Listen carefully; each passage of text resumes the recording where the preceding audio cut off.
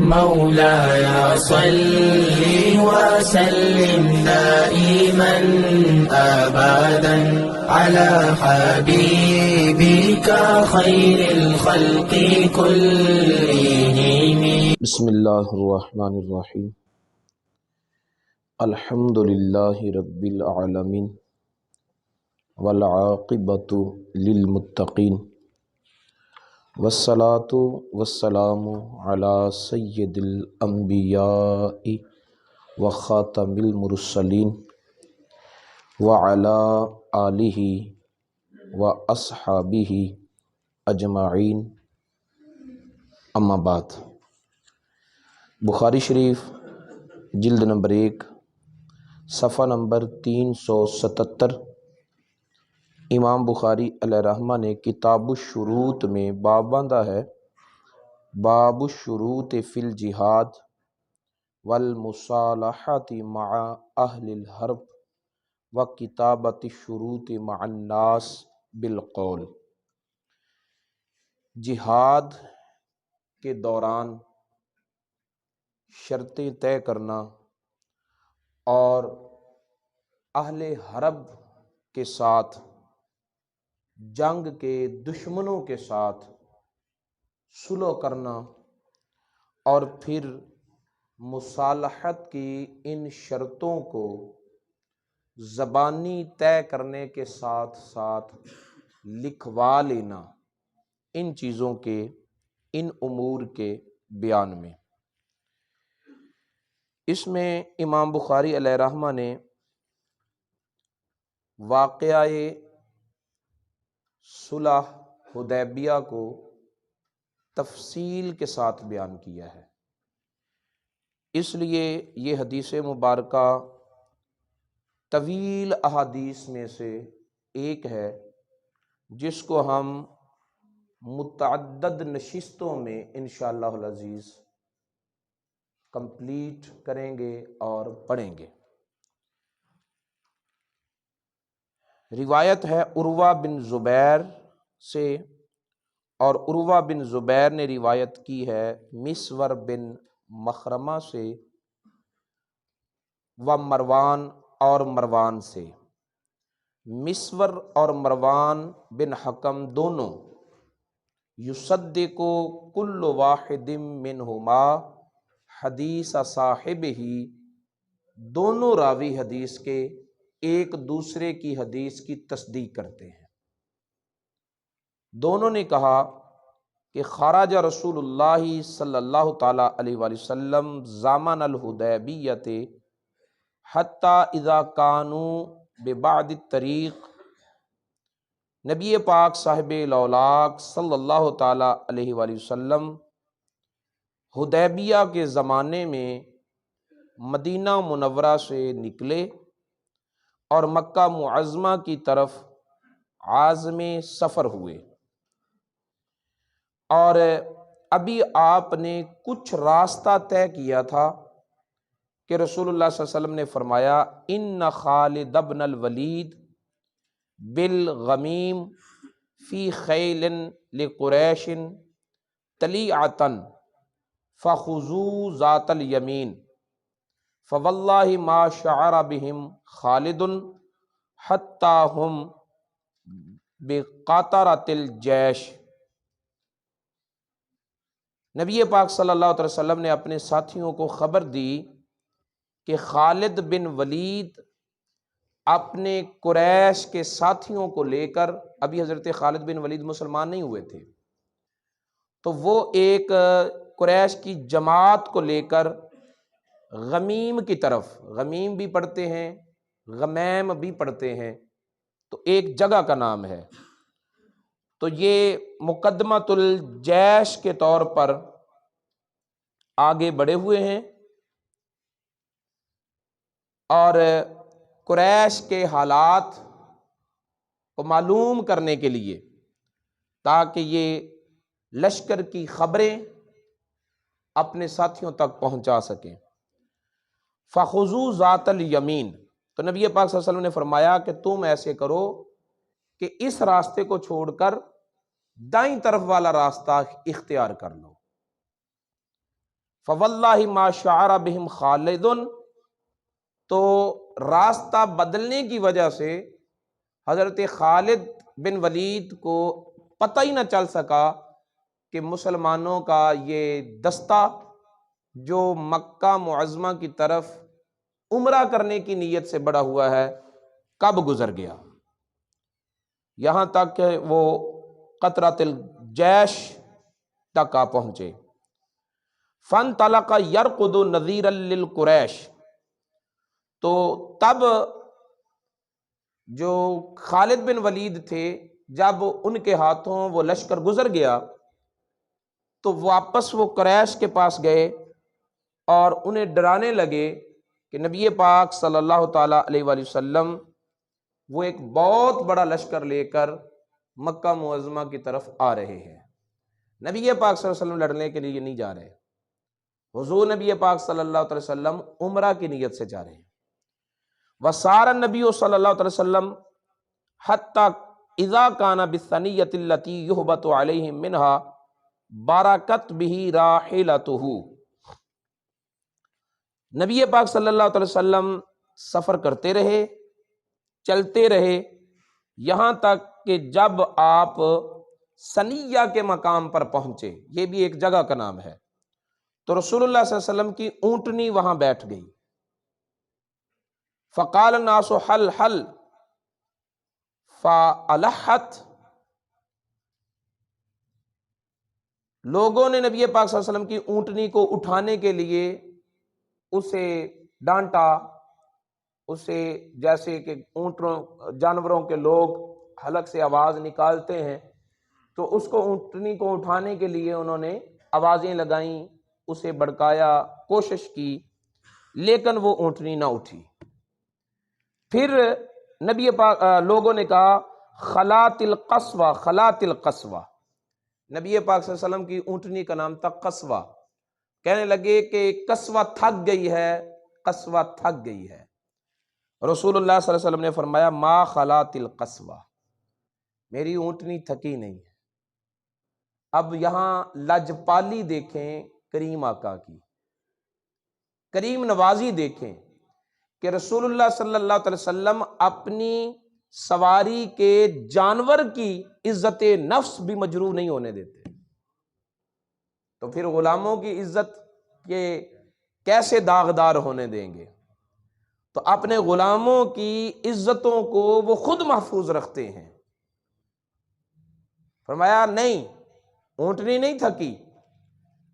وما ذاک لہا بخلق، اور نہ ہی تھکنا میری اونٹنی کی عادت ہے۔ ہر جانور تھک جاتا ہے، رسول اللہ صلی اللہ علیہ وسلم کی اونٹنی کیوں نہیں تھکتی؟ پھر زبان نبوت کہہ رہی ہے کہ تھکاوٹ اس میں نہیں آ سکتی۔ وجہ، تھکتا وہ ہے جو کام ضرورتاً کرتا ہو، تھکتا وہ ہے جو بوجھ مجبوراً اٹھاتا ہو، لیکن اگر کوئی شوق سے کوئی کام کر رہا ہو وہ نہیں تھکتا۔ ٹھیک ہے، کبھی معشوق کی خدمت کرتے ہوئے عاشق تھکا ہے؟ کبھی محبوب کی خدمت کرتے ہوئے محب تھکا ہے؟ تو رسول اللہ صلی اللہ علیہ وسلم فرماتے ہیں کہ میری اونٹنی کی عادت ہی نہیں ہے کہ تھکے، گویا کہ اونٹنی کو جو رسول اللہ صلی اللہ علیہ وسلم کے ساتھ عشق، محبت اور پیار تھا، رسول اللہ صلی اللہ علیہ وسلم اس کو سند قبولیت عطا فرما رہے ہیں اور فرماتے ہیں کہ میری اونٹنی میرا بوجھ مجبور ہو کر یا ضرورت کی بنا پر نہیں اٹھاتی، بلکہ میری اونٹنی، میری سواری عشق اور محبت کی بنا پر کرتی ہے، میری خدمت یہ اپنی محبت سے کرتی ہے۔ اس کو میں زمین کے ایک کنارے سے دوسرے کنارے تک بھگاتا لے جاؤں، یہ اونٹنی تھکنے والی نہیں ہے، کیونکہ اس کو جو میرے ساتھ محبت ہے، اس محبت اور اس عشق نے اس کو تھکنے دینا ہی نہیں۔ ٹھیک ہے، جب رسول اللہ صلی اللہ علیہ وسلم کی اونٹنی کا یہ عالم ہے تو نبی پاک صلی اللہ علیہ وسلم کے بلال کا کیا عالم ہوگا؟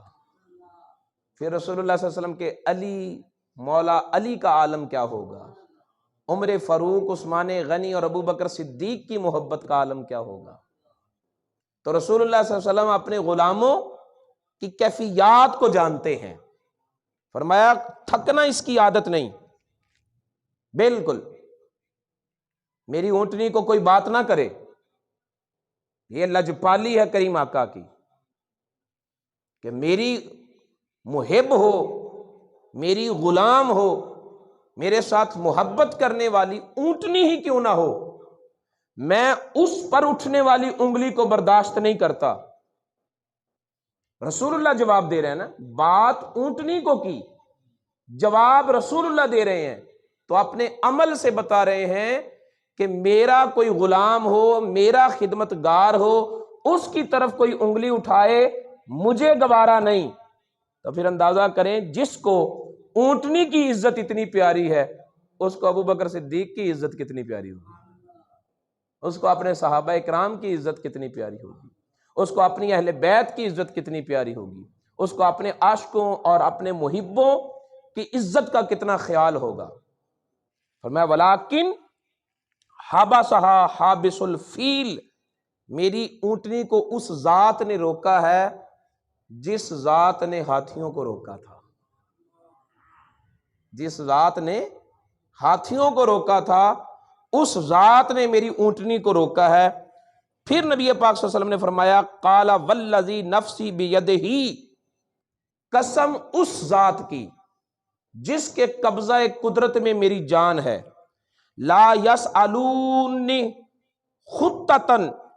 یعظمون فیہا حرمات اللہ الا اعطیتہم ایہا، اللہ کی قسم، قسم اس ذات کی جس کے دستے قدرت میں میری جان ہے، یہ قریش لوگ، یہ اہل مکہ لوگ مجھ سے جو بھی شرط طے کریں گے، جس میں وہ اللہ کی حرمتوں، اللہ کے گھر کی تعظیم کے طور پر مجھ پر جو شرط بھی لگائیں گے، میں ان کی ہر شرط مان لوں گا۔ یہ پہلے ہی آپ نے فرما دیا، ابھی شرطیں طے نہیں ہو رہی، یہ ابتدا ہو رہی ہے۔ یہ رسول اللہ صلی اللہ علیہ وسلم نے فرمایا اپنے صحابہ سے، اور اونٹنی کے کانوں میں بھی یہ آواز گئی کہ قسم اس ذات کی جس کے دستے قدرت میں میری جان ہے، اللہ کے گھر کی تعظیم کے طور پر وہ مجھ سے جو شرط طے کریں گے، میں محمد ان کی شرطوں کو تسلیم کروں گا۔ یہ کہنے کے بعد ثم زجرہا، پھر نبی پاک صلی اللہ علیہ وسلم نے اونٹنی کو ایڑ لگائی، پھر اونٹنی کو کہا اٹھ، کہتے فوثبت، اونٹنی اچھل کے اٹھی۔ حضرت خواجہ خواجگاں خواجہ غلام محمد طاہر قادری رحمت اللہ علیہ کہ یہ کتاب یہ بات کسی جگہ پڑھی نہیں، لیکن وہ صاحب مشاہدہ اور نبی پاک صلی اللہ علیہ وسلم کی بارگاہ میں حضوری بزرگ تھے۔ کناٹ شریف میں ان کا مزار ہے، 2007 میں ان کا وصال ہوا۔ تو وہ فرمایا کرتے تھے کہ رسول اللہ صلی اللہ علیہ وسلم جب اونٹنی پر بیٹھتے تو اونٹنی چالیں بدل بدل کر چلتی تھی، وہ ایک چال میں نہیں چلتی تھی، بلکہ وہ چالیں بدل بدل کر، اس کو چلنے کے جتنے رنگ آتے تھے وہ ہر رنگ میں چل کر اپنے محبوب کی خدمت کرتی تھی۔ ٹھیک ہے، تو جب رسول اللہ صلی اللہ علیہ وسلم نے یہ فرمایا پھر اونٹنی اٹھی۔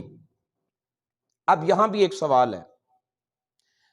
اونٹنی نے زبان رسالت سے سن لیا اور زبان رسالت سے صحابہ کرام کے کانوں تک یہ پیغام پہنچا دیا کہ ہمارا مقصد بیت اللہ کی بے حرمتی کرنا نہیں، عمرہ کرنا ہے، ہمارا مقصد مکہ کے رہنے والوں پر اپنی بڑائی کا اظہار کرنا نہیں، اللہ کے گھر کی بارگاہ میں عاجزی انکساری کے ساتھ حاضری دینا ہے۔ اور اہل مکہ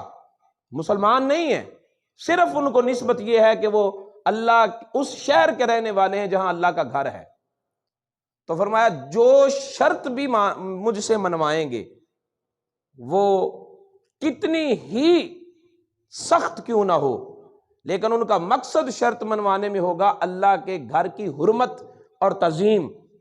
تو میں محمد ان شرطوں کو تسلیم کر لوں گا۔ یہ بات جب رسول اللہ کی زبان سے صحابہ کرام کے کانوں تک پہنچی، پھر اونٹنی اٹھی، پہلے نہیں اٹھی۔ رسول اللہ صلی اللہ علیہ وسلم نے کہا تو اٹھی، صحابہ کرام مل کر کہتے رہے تو نہیں اٹھی، جس سے یہ پتہ چلتا ہے کہ اللہ کی بارگاہ کے آداب تو نبی کی سواری بھی جانتی ہے، اللہ کے گھر کی تعظیم یہ تو نبی پاک کی سواری بھی جانتی ہے۔ جس جانور پر نبی پاک صلی اللہ علیہ وسلم سواری کر لیں، اس کو اللہ تعالیٰ کی اتنی معرفت اور عرفان کا یہ مرتبہ حاصل ہو جاتا ہے، تو جن کو رسول اللہ کی صحبت میسر آئے پھر ان کی معرفت کا عالم کیا ہوگا۔ لہذا بغیر رسول اللہ صلی اللہ علیہ وسلم کی نسبت کے کوئی از خود قرآن پڑھے، احادیث پڑھے، زہد کرے، تقوی اختیار کرے، وہ عبادات کرے، جو مرضی کرے، رسول اللہ صلی اللہ علیہ وسلم کے واسطے کے بغیر خدا کی بارگاہ تک رسائی میسر نہیں آتی۔ اللہ تعالیٰ کی بارگاہ کے آداب ہی بندے کو نہیں ملتے جو بندہ رسول اللہ صلی اللہ علیہ وسلم کی نسبت سے دور ہو۔ اور جس کو رسول اللہ صلی اللہ علیہ وسلم کا دامن رحمت مل جائے، وہ انسان تو انسان، حیوان ہی کیوں نہ ہو، وہ بھی اللہ کی حرمتوں کی، اللہ کی نشانیوں کی اور اللہ تعالیٰ کے گھر کی تعظیم اور ان کے آداب کو سمجھ لیتا ہے۔ پھر وہ اونٹنی اٹھی، حتیٰ نازعوہ، یہاں تک کہ نبی پاک صلی اللہ تعالیٰ علیہ وآلہ وسلم کی بارگاہ جو لوگ تھے وہ ایک جگہ پر اترے، پڑاؤ کیا، ٹھہرے، اور یہیں ایک کنواں تھا جس کو حدیبیہ کہا جاتا تھا، اور اس حدیبیہ نامی کنویں کی وجہ سے اس خطے کو حدیبیہ کہا جاتا تھا، میدان کو۔ شکیہ الی رسول اللہ صلی اللہ علیہ وسلم العطش، نبی پاک صلی اللہ علیہ وسلم کی بارگاہ میں شکایت کی گئی، عرض کی گئی پیاس کی کہ یا رسول اللہ صلی اللہ علیہ وسلم پیاس ہے۔ فانتزع سہما من کنانتہ، تو نبی پاک صلی اللہ علیہ وسلم نے اپنی کمان سے ایک تیر نکالا، ثم امرہم ان یجعلوہ فیہ، تو پھر نبی پاک صلی اللہ علیہ وسلم نے فرمایا، صحابہ کرام سے کہا کہ میرا یہ تیر لے جاؤ اور اس کنویں میں ڈال دو، یہ تیر اس کنویں میں ڈال دو۔ اس سے پہلے صحابہ کرام جب اترے اس جگہ پر تو حدیبیہ کے کنویں میں تھوڑا بہت پانی تھا، اور یتبردہ الناس تبردا لم یلبسہ الناس حتی نزعوہ، تو قطرہ قطرہ بھی تھوڑا تھوڑا کر کے جتنا پانی آتا تھا سارا لوگوں نے نکال لیا، تھوڑا سا پانی تھا، جتنا تھا نکال لیا، سارا پانی نکال لیا، ضرورت پوری نہ ہوئی۔ نبی پاک صلی اللہ علیہ وسلم کی بارگاہ میں عرض کی گئی، سرکار مدینہ صلی اللہ علیہ وسلم نے اپنا ایک تیر دیا اور تیر دے کر کہا کہ یہ تیر اس کنویں کے اندر ڈال دو۔ فواللہ ما زال یجیش لہم بالری حتی صادروا عنہ فبینما ہم کذالک،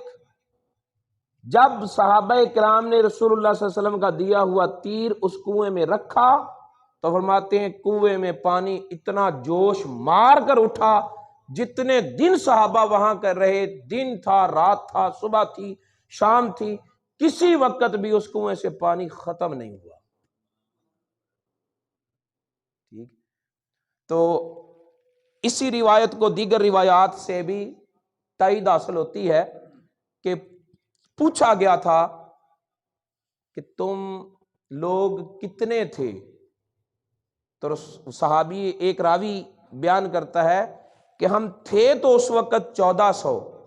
لیکن اگر 1,00,000 بھی ہوتے نا تو پانی ختم نہیں ہونا تھا. 1,00,000 بھی ہوتے تو پانی ختم ہونے والا نہیں تھا. رسول اللہ صلی اللہ علیہ وسلم نے کسی کنویں میں اپنا لعاب ڈالا، کسی کنویں میں وضو فرمایا اور وضو کر کے جو وضو کا استعمال شدہ پانی تھا وہ ڈالا، اور وہ کنواں پانی لانے لگ گیا. کڑوا تھا تو میٹھا ہو گیا، نہیں پانی تھا تو پانی آنے لگ گیا. لیکن اس روایت بخاری شریف کی اس روایت کے مطابق حدیبیہ کے کنویں میں نہ نبی پاک صلی اللہ علیہ وسلم نے اپنے بدن سے لگا ہوا پانی ڈالا، نہ آپ نے کلی فرما کر وہ کلی کا پانی اس میں ڈالا،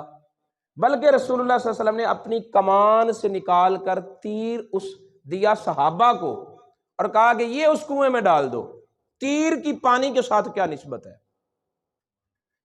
تیر کی پانی کے ساتھ کیا نسبت ہے؟ پھر دیکھیں کہ ڈائریکٹ رسول اللہ صلی اللہ علیہ وسلم بھی اپنا تیر اس کنویں میں نہیں پھینک رہے، بلکہ تیر دے رہے ہیں صحابہ کو. صحابہ جا کر وہ تیر رسول اللہ صلی اللہ علیہ وسلم کے حکم کے مطابق اس کنویں میں ڈال رہے ہیں، اور کنویں میں سے پانی اچھل رہا ہے. اور اس سے یہ پتہ چل رہا ہے کہ رسول اللہ صلی اللہ علیہ وسلم کے ساتھ نسبت جس لکڑی کی ہو جائے وہ لکڑی بھی آگے برکتیں دیتی ہے. سمجھ اپنی اپنی ہے. کسی کو یہ بات سمجھ آئے رسول اللہ کی ذات میں اللہ تعالیٰ کا رکھا ہوا یہ کمال کسی کو دکھائی دے یا دکھائی نہ دے، یہ اس کے اپنے ایمان کے مرتبے کا تقاضا ہے. لیکن ہمیں اس حدیث سے یہ رسول اللہ کی برکتیں سمجھ آ رہی ہیں کہ رسول اللہ صلی اللہ علیہ وسلم اگر چاہتے تو اسی جگہ پر ہاتھ اٹھاتے، اللہ تعالیٰ کی بارگاہ میں دعا کرتے، یا اللہ پانی چاہیے، اللہ تعالیٰ بارش برساتا، کنواں پانی کے بارش سے بھر جاتا. بدر میں بارش ہوئی. رسول اللہ صلی اللہ علیہ وسلم اس پوری حدیث میں بخاری کے الفاظ میں کسی راوی نے نہیں کہا کہ نبی پاک صلی اللہ تعالی علیہ وسلم نے دعا کر کے پانی نکالا ہو. اس میں شک بھی کوئی نہیں کہ رسول اللہ کے وجود میں جتنی برکتیں ہیں رکھی اللہ تعالیٰ نے ہی ہیں. لیکن اللہ تعالیٰ نے اپنے محبوب کو اتنا مجبور نہیں کیا کہ بات بات پر اور ہر مقام پر مانگنا ہی پڑے. اللہ نے اپنے محبوب کو اتنا اختیار دے دیا ہے کہ اپنی جس شان کا جس وقت جہاں چاہیں اظہار فرما دیں. یہ اذن مطلق اللہ تعالیٰ کی طرف سے آپ کو حاصل ہے. سو رسول اللہ صلی اللہ علیہ وسلم نے دعا کر کے بھی پانی لے سکتے، پھر بھی اللہ نہیں دینا تھا. اب بھی پانی اللہ تعالیٰ کی طرف سے ملا، لیکن رسول اللہ صلی اللہ علیہ وسلم نے اس موقع پر اپنی اس شان کا اظہار کر کے فرما دیا کہ مجھے اللہ تعالیٰ کی طرف سے بار بار اجازت لینے کی ضرورت نہیں، ایک مرتبہ ہی اللہ نے اذن مطلق عطا فرما دیا ہے. نبی پاک صلی اللہ علیہ وسلم نے اپنا وہ تیر دیا ترکش سے، کمان سے، اور وہ تیر لوگوں نے رکھا اس کنویں میں، تو وہ کنواں جو ہے وہ پانی کے چشمے اس سے پھوٹ پڑے. پھر اسی دوران کہ صحابہ کرام اس مقام پر تھے، بدیل بن ورقہ خزاعی آیا اپنی قوم قبیلہ خزاعہ کے چند لوگوں کے ساتھ، اور اس نے رسول اللہ صلی اللہ علیہ وسلم کے ساتھ کچھ باتیں کی. یہاں سے آگے انشاءاللہ ہم اگلے درس سے پڑھیں گے، کیونکہ حدیث شریف طویل ہے، اس کو ہم متعدد نشستوں میں مکمل کریں گے. اللہ تعالیٰ کی بارگاہ میں دعا ہے نبی پاک صلی اللہ علیہ وسلم کی تعلیمات کو سیکھنے، ان پر عمل پیرا ہونے، اور نبی پاک صلی اللہ علیہ وسلم کی عظمتوں اور شانوں کو کھلے دل سے تسلیم کرنے اور ان پر ایمان رکھنے کی توفیق عطا فرمائے. مولاي صل وسلم دائما أبدا على حبيبك خير الخلق كلهم.